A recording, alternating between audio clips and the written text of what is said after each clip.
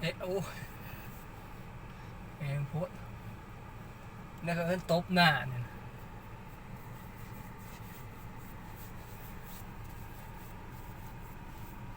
มาถ่ายเพลงเด้อพี่น้องเด้อวันนี้เด้อถ่ายเพลงลมหัวกุดลมหัวกุดเจ้าเอ๋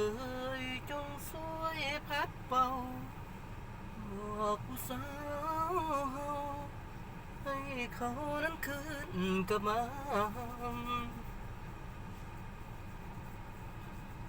เห็นเขาลีอยู่หมองใดก็สิบใส่ข้างหูแดนนะโอ้หน้าข่าวเป็นบักเกมใช่เนาะเนี่ยเนาะ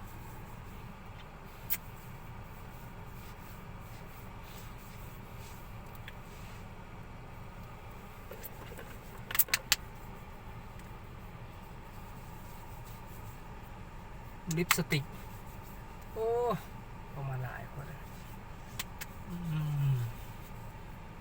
ขาวจังเลยเอ้ยทำไมขาวอย่างนี้วะสมัยไปบริษัทหน้าแต่สมัยไปคอนเสิร์ตโอ้ที่ขึ้นคอนเสิร์ตแต่ละมื้อทาหน้าทากลางคืนเอาไฟสายเยิงทากลางคืนทาใส่สำแดงกระบอกขาวเว้ย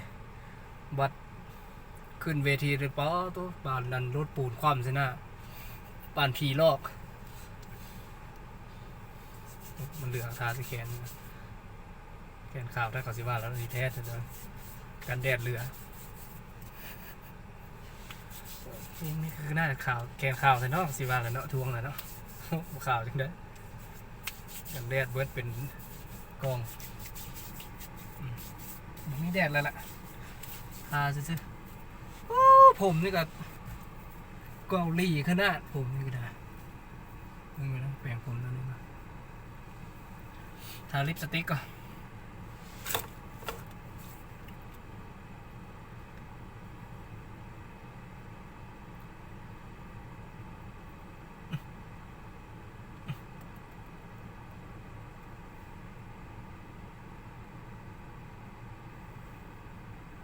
โบแดงเราลิปสีบัว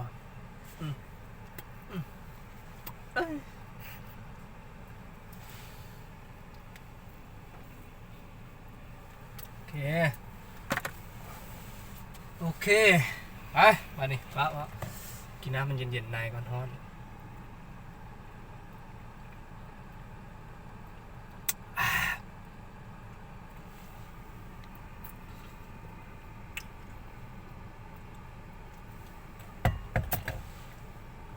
บางครั้งแนวเนี่ยมึงเธอมีพักติดไปเป็นห้องสุดเพลงพักติดแคลเอาอีเวนต์อีกแล้วได้ถ่ายใหม่นะหลายเพลงแล้วได้พักติดแคลเลยโอเค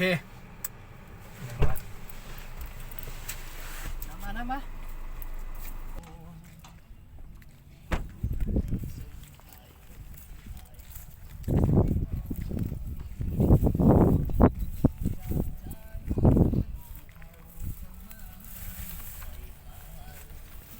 มาพี่น้องเรื่องหลังเรื่องนี้โอ้บุกป้าบุโดงไปนี่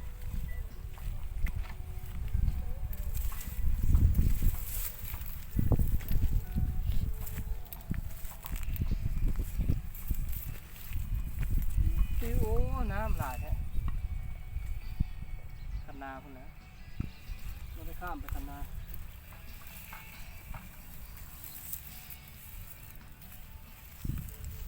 บทรักเจ้าไว้หัวใจข้างน้องมันเลือกยาง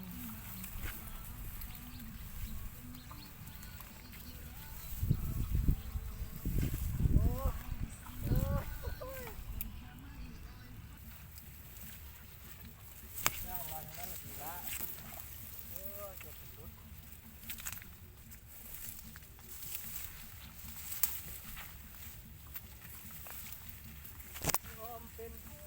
แพ้ไม่ถึงกับ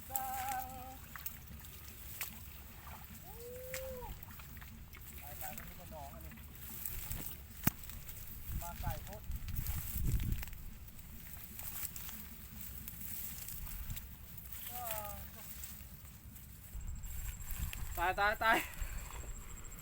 มึงสภาพเพื่อนเบิดล่ะกลับขึ้นมันอยู่ขนามกินนี่แหละเกี่ยวมาตะไก่เข้าเขียวเข้าเหลืองงามอยู่ดอกบัดมาใกล้ๆนี่ดูดิฮะบุกขี้ตมไปตายบ่ได้ละมาแบบนี้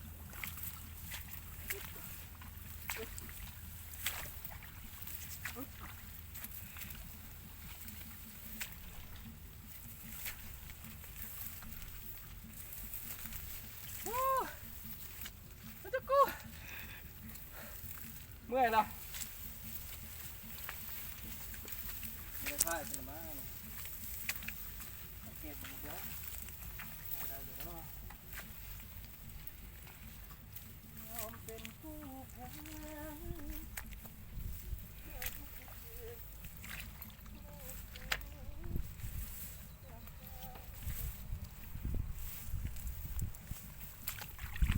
ทางแคมป์นี่แหละ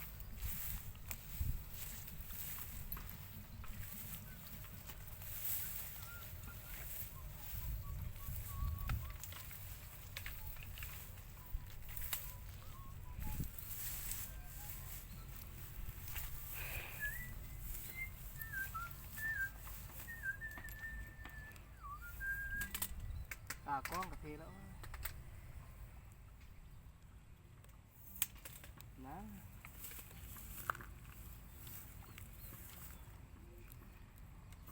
เอาอยู่นี่เลยตั้งแคมป์อยู่นี่เลยเลื่อนเบิดละไปต่อคงบ่ไหวละ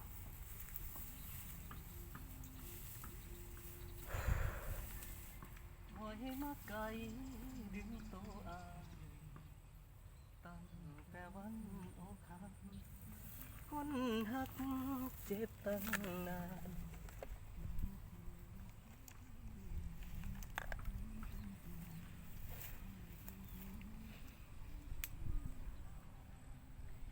แต่ต้องรีบกลับมาเอามาว่าน้ำตาเธอไหลทั้งจะคำ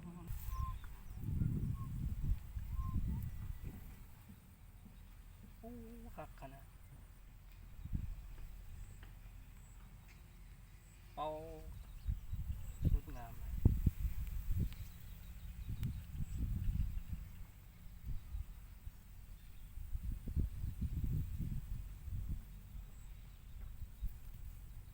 งามขนาดมองเข้าคักเลย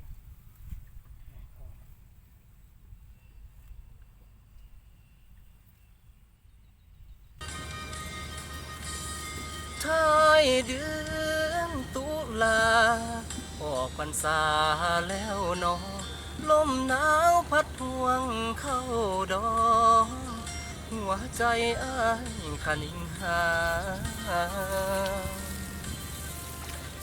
เคยสัญญาไว้เข้าสุกเมื่อใดจะมาคอยตู่จนบ่กินยามาจมหาน้องทุกวัน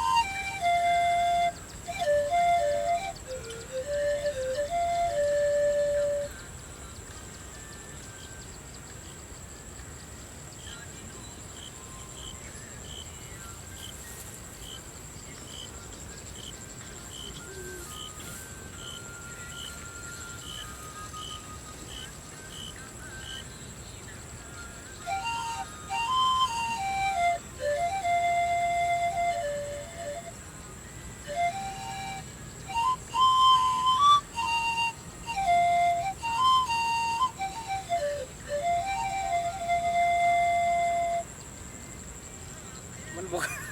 มันบ่ถูกขี่